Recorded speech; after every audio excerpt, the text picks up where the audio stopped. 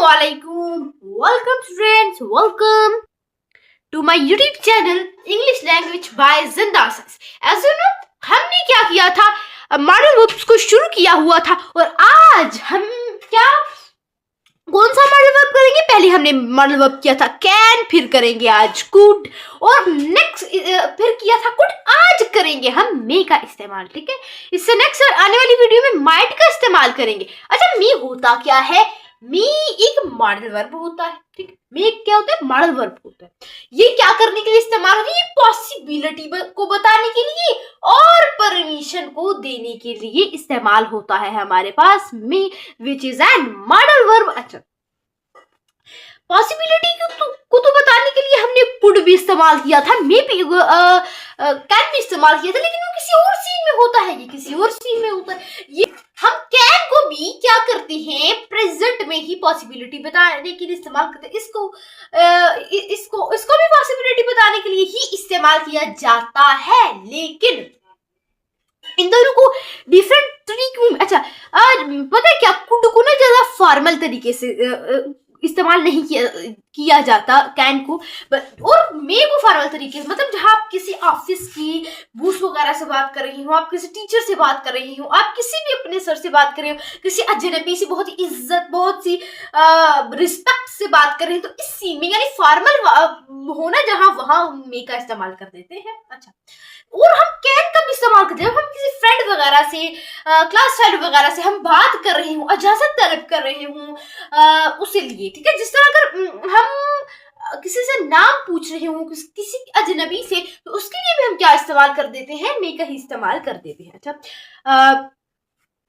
मे को किस टेंस में यूज किया जाता है, किस टेंस पे परमिशन और पॉसिबिलिटी बताने के लिए इस्तेमाल किया जाता है? वो इस्तेमाल किया जाता है प्रेजेंट टेंस में। क्या प्रेजेंट टेंस में जब पॉसिबिलिटी और फॉर्मल परमिशन को बयान करने के लिए हम लगाते हैं ना मे, तो वो लगाते हैं प्रेजेंट टेंस। अच्छा, तो इसकी एग्जांपल से समझते हैं। ठीक है, तो पहली एग्जांपल हमारे पास है मे आई कम इन, यानी किसी से इजाजत मांग रही हो। इससे सीन बने एक ऐसा शख्स जो पैंट कोट पहना हो, तो किसी ऑफिस से मे कम सर, तो इस तरह से बहुत ही फॉर्मल होकर जब पूछ रहा हो, तो फिर हमने यहाँ क्या किया? मे का इस्तेमाल। जिस तरह आप क्लास में कहती हो, क्लास में ऐसा तो नहीं कहते क्या मैं अंदर आ सकता हूँ, ऐसा नहीं कहते, ऐसा आप दोस्त से कह सकते हो। ठीक है, ऐसा टीचर को आपके दोस्त होते हैं, उनसे तो नहीं ना कहेंगे आप उससे क्या मैं अंदर आ सकता हूँ सर, क्या मैं अंदर आ सकता हूँ सर, इस तरह से आप कहोगे। ठीक है, तो इसमें इसका फॉर्मूला क्या होगा? पहले नंबर पर इसमें क्या आएगा? मे आएगा। मे के बाद सब्जेक्ट आएगा, सब्जेक्ट के बाद मेन वर्ब की फर्स्ट फॉर्म के साथ ऑब्जेक्ट भी आ जाएगा। अच्छा, इसको फॉर्मूला बना के देते हैं। पहले क्या आएगा? मे मॉडल वर्ब आएगा, उसके बाद सब्जेक्ट आएगा। सब्जेक्ट कौन है? मैं तो है, नेक्स्ट इसके उर्दू है, यानी फिर क्या आएगा? आई। आई क्या है? सब्जेक्ट है, सब्जेक्ट मैं। ठीक है, नेक्स्ट है मेन वर्ब की वर्ब क्या है? काम क्या है? आने का। आने की इंग्लिश होती है काम। तो अगर ये इसकी सेकंड फॉर्म होती है ना मेन वर्ब की, तो के माना था। ठीक है, उसके बाद आएगा ऑब्जेक्ट। क्या किसके अंदर आना है? इन आना है ना, अंदर आना है, तो अंदर एज ऑब्जेक्ट ये वर्ड इस्तेमाल हो रहा है। नेक्स्ट पहले नंबर पर क्या करना होता है? इजाजत देनी होती है। तो हम क्या करते हैं? इस मे को ना दरमियान में ट्रांसफर कर देते हैं। देखिए बच्चे, यहाँ तो मे दरमियान में आया है, ये मे दरमियान में आखिर आया तो आया क्यों? हाल की शक्ल में क्या कर रहे थे? इजाजत मांग रहे थे, तो इसीलिए यहाँ क्या है? आखिर में क्वेश्चन मार्क आया और शुरू में क्या आया? हमारे पास मे आ गया। ठीक है, क्योंकि हेल्प जब भी कोई ऐसा काम होता है जहां पर सवाल की शक्ल में कोई भी मॉडल वर्ब वगैरह इस्तेमाल किया, तो वो मॉडल वर्ब शुरू में आ जाता है। यहाँ मॉडल वर्ब शुरू में नहीं आएगा। क्यों नहीं आएगा? क्योंकि यहाँ एज अ क्वेश्चन नहीं परमिशन दी जा रही। ठीक है, तो सब्जेक्ट क्या है? आप है। आपकी इंग्लिश क्या होती है? हमारे पास आपकी इंग्लिश होती है यू। ठीक है, पहले क्या आएगा? ये सवाल की शक्ल में नहीं है, इसीलिए यहाँ मे सेकंडली आएगा। मे सेकंड आएगा, सब्जेक्ट पहले आएगा। अच्छा, तो पहले क्या आएगा? सब्जेक्ट है आप, आपकी इंग्लिश होती है यू। नेक्स्ट आएगा मॉडल वर्ब मे के बाद आएगा वर्ब, मेन वर्ब की फर्स्ट फॉर्म। वर्ब क्या है? जाना। ठीक है, वर्ब क्या है? जाना। जाने की इंग्लिश होती है गो। ठीक है, अब क्या? ऑब्जेक्ट किस पर काम हो रहा है? अब पर काम हो रहा है ना, इस लफ्ज पर काम हो रहा है ना, ये ऑब्जेक्ट है ना, तो क्या हुआ? ये हमारे पास ऑब्जेक्ट बना, तो सेंटेंस बना यू मे गो नाउ। ठीक है, यानी अब आप जा सकते हैं। नेक्स्ट है you may use my bike, ठीक है। तो इसमें पहले नंबर पर क्या आएगा, सब्जेक्ट आएगा। सब्जेक्ट है आप, आपकी इंग्लिश होती है यू, नेक्स्ट मॉडल वर्ब आएगा। अब काम क्या करना है, इस्तेमाल करना। इस्तेमाल करना हुआ वर्ब की फर्स्ट फॉर्म आई, ठीक है। क्या इस्तेमाल करना है, बाइक। बाइक क्या हुआ, ऑब्जेक्ट हुआ, ओके।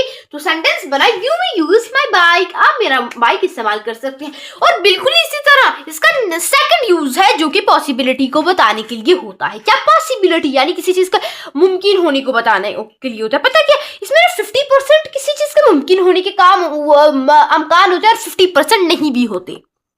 तो इसमें पहला सेंटेंस है, आज बारिश हो सकती है। इसमें पहले नंबर पर क्या आएगा, देखिए ये ना, मैं सेकंड नंबर पर क्यों आएगा सेंटेंस में, क्योंकि यहां पर क्या हो रहा है, हम एज अ इंट्रोगेटिव यूज नहीं कर रहे मे को, तो इसी मॉडल वर्ब सब्जेक्ट के बाद ही आएगा। तो पहले नंबर पर सब्जेक्ट है आज, इसका कोई जेंडर नहीं है बारिश का, ठीक है। बारिश का कोई जेंडर नहीं है, इसीलिए इट आया। इट आने के बाद मे मॉडल वर्ब आया, इसके बाद क्या है, वर्ब आया, ये कहा रेन। अच्छा हमारे पास टाइम क्या है, टुडे एंड पे आया, क्योंकि टाइम हमेशा एंड पे या शुरू में ही आता है। नेक्स्ट, सलमा आपसे नाराज हो सकती है, तो इसमें subject first of all Salma है। सलमा के बाद जो है हमारे पास में मॉडल वर्ब में आया, में के बाद बी आया, क्योंकि यहाँ हो सकती है आया है ना। तो क्या नाराज क्या है हमारे पास, ऑब्जेक्ट ही तो है, ये क्या हुआ, अपसेट।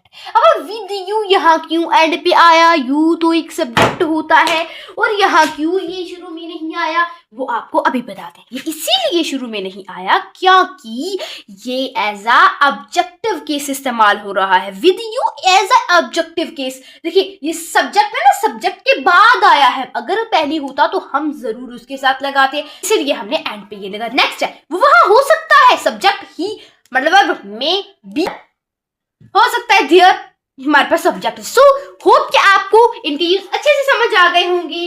अब हम देख लेते हैं मे का इस्तेमाल, जो कि क्या दिखाने के लिए इस्तेमाल होता है हमारे पास, जबकि दुआया जुमले के लिए हम इस्तेमाल करते हैं।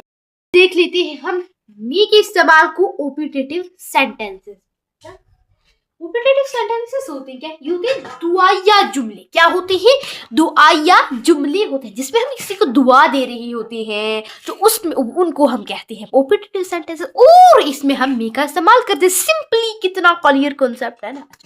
इस एग्जांपल से समझते हैं। तो पहले नंबर पर फार्मूले में क्या है, मे है, मे मॉडल वर्ब है, तो मे आएगा।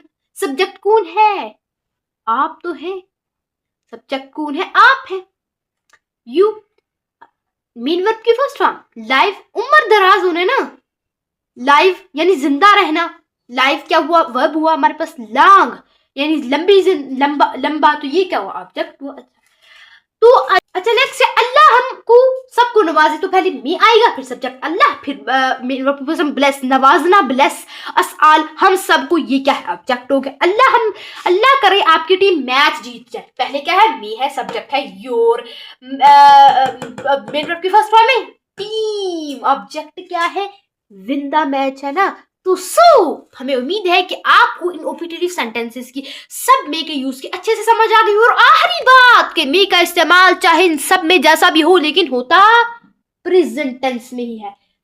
हमें उम्मीद है कि आपने इस टॉपिक को अच्छे से समझा होगा। अगर आपको इस टॉपिक में अभी भी कोई कंफ्यूजन है तो आप हमें कमेंट बॉक्स में जरूर बता सकते हैं। तो तब तक के लिए अल्लाह हाफिज।